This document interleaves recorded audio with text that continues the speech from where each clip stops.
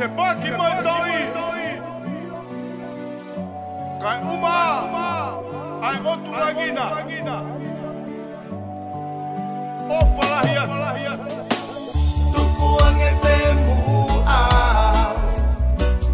keu hive hiva aki he koe kakala neu toli mei he paki mai toi fai anga oe whakatete seu ke kosi e kupele si e te kakala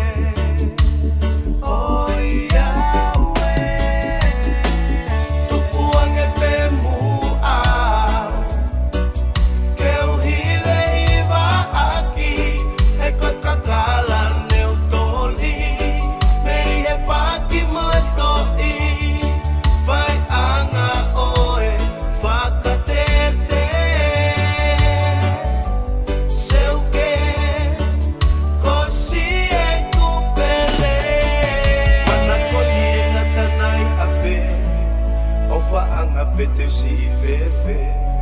koe te si itala lotope ia koe hulu e ku awha aku ia te koe isa koe me a oku